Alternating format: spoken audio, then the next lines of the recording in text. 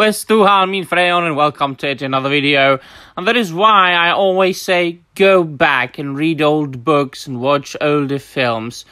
When the creators still were focusing on making a good product, and when escapism was true escapism from a more civilized age, as ObiWan Kenobi said in episode 4, when the word of mouth was the best kind of recommendation that you could have get for a movie or a book, your pal, your friend said to you, "Oh, have you read this book?" And you went like, "No." "Oh, well, here you go, read it." Or, "Have you seen that film?" "No." "Well, let's watch it together."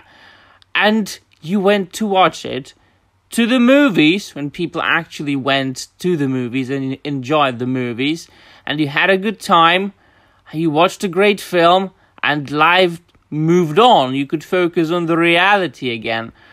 Because the work of art always reflects, to a certain extent, the opinions and the mindset of the creator, but it was not deliberate.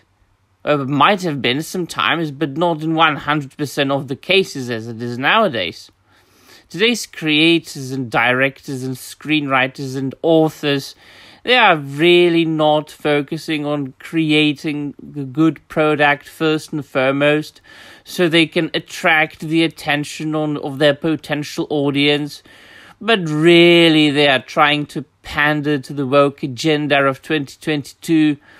And they are taking advantage of the social media and the negative advertisements, really, which are the biggest attention grabbers of our day and age.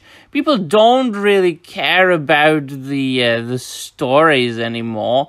There are only a handful of people that do, and those people are usually, well, quite sad and quite dissatisfied with the final product, because they realize that this is not what they want. This is not the escapism they require in their lives.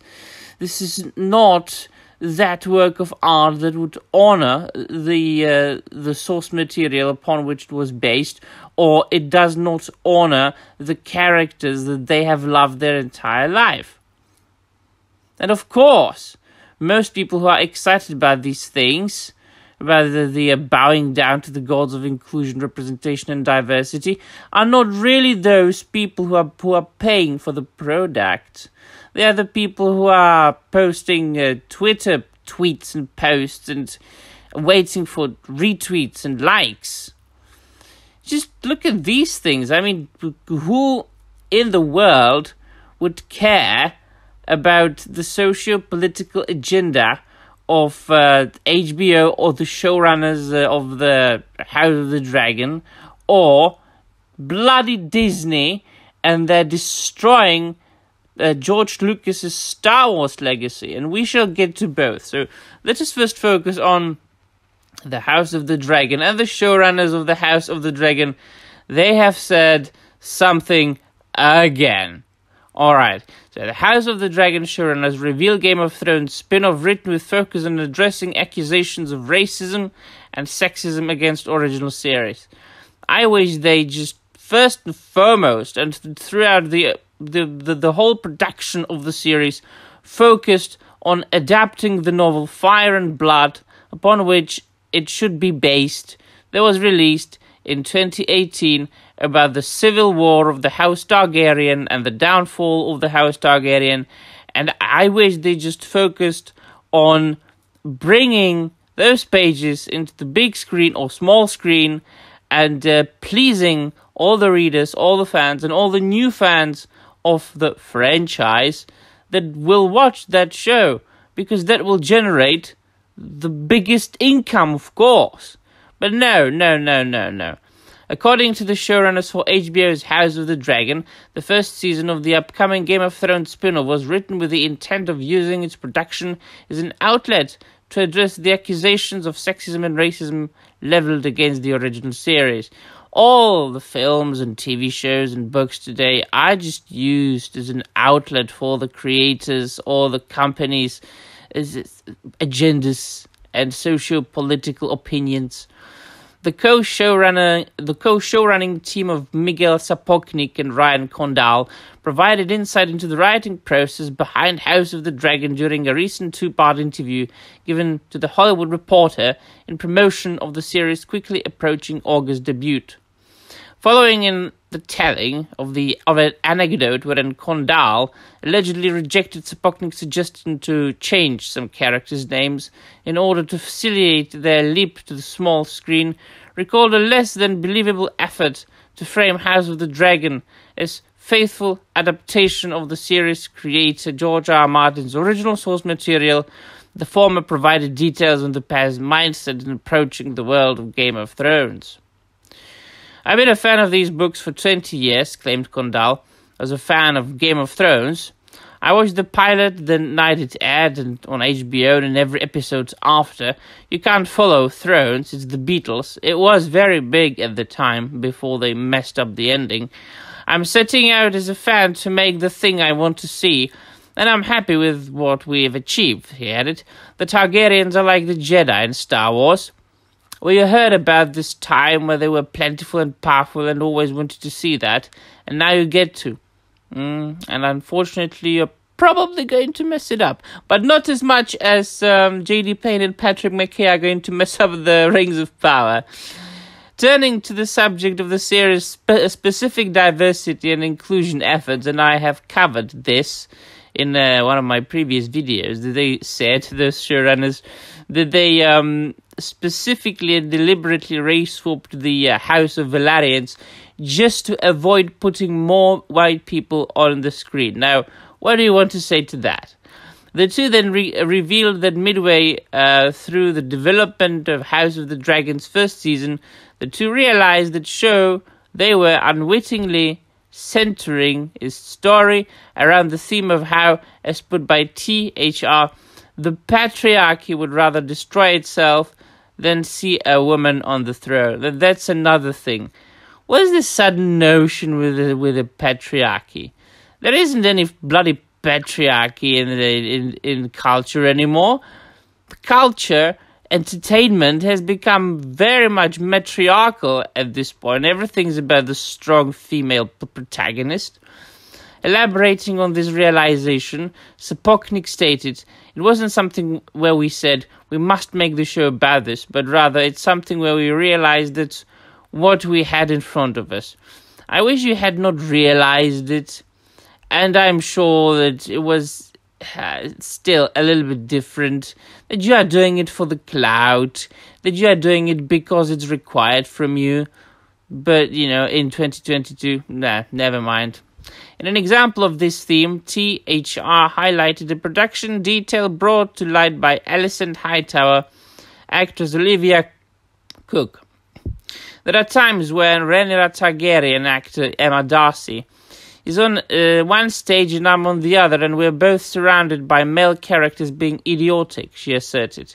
And we know if all these men just effed off, and if it was just us two, the realm would be fine. It's the meddling and the peacocking of egos that completely muddy everything. He further noted that another theme to be said to be explored is that of childbirth. In medieval time, you are not going to drag this into the show, are you? In medieval times, giving birth was violent. Sapochnik told the entertainment trade news outlet, "It's as dangerous as it gets. You have a 50-50 chance of making it. We have a number of births in the show and basically decided to give them different themes and explore them from different perspectives, the same way I did for a bunch of battles on Thrones." Do you know what's the only kind of childbirth everybody cares about in this particular TV show? The hatching of dragons. Nobody cares about you dragging the real world into fantasy. And I know George Martin is very different from Tolkien. It's very much based in reality. But still, in a fantasy show, most people care about sword fights, tits, and dragons. If you just stick to that, you'd be extremely successful. In service of this goal, he affirmed that the series also pulls back on the amount of sexual encounters depicted on screen in comparison to Game of Thrones, choosing to instead focus on the topic of violence against women, both sexual and otherwise. Do you know that this particular thing, the teats, the boobies, the sexual encounters in Game of Thrones, was that which made it extremely popular among the normies? People watched Game of Thrones for the surprises, for the sword fights, and for the bloody tits, and because the first 3 seasons were very well made. That's why people watch the Game of Thrones, not for your political agendas. This is going to flop. This is going to flop. This is going to be wow. We approach the topic carefully, thoughtfully, and don't shy away from it, said the showrunner. If anything, we're going to shine a light of that aspect. You can't ignore the violence that was perpetrated on women by men in that time. In what time?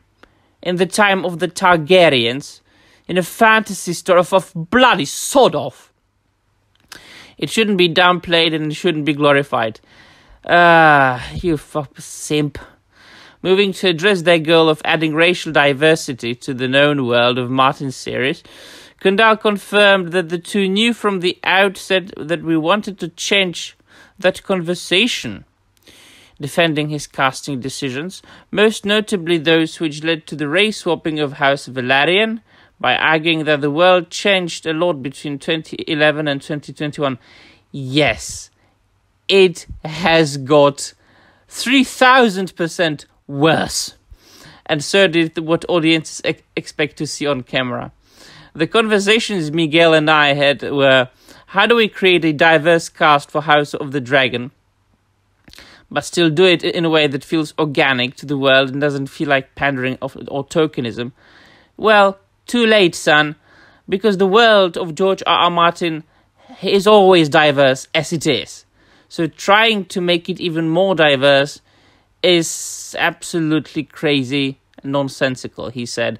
Well, that's what I said, but we are continuing here. And also have them not be pirates, slaves, and mercenaries like you tend to see in high fantasies. I hope this show will fail so much because, as I said, if you abandon the idea of making a good fantasy show and only focus on your bloody socio-political woke agendas, you only deserve to fail. And this thing I'm only going to show you. There was a new ObiWan Kenobi novel that came out that nobody would read if it wasn't for the social media, because people don't read anymore, and especially today, and especially Star Wars books, since the original expanded universe was basically cancelled. So a new Star Wars Padawan prequel novel implies Obi-Wan Kenobi is bisexual. Alright, first, nobody has ever cared in the history of Star Wars about Obi-Wan's sexual orientation. Only crazy people. And secondly, he's a bloody monk. He's a Jedi. And thirdly, it's a bloody fairy tale. You shouldn't be focusing on these things in Star Wars.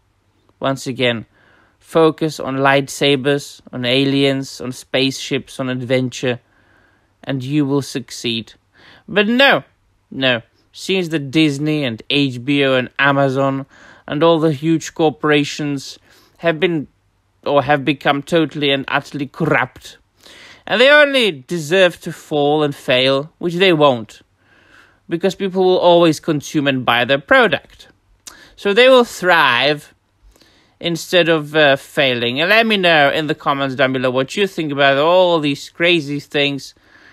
And let me know. Yeah, that'll be all for today. Na Maria.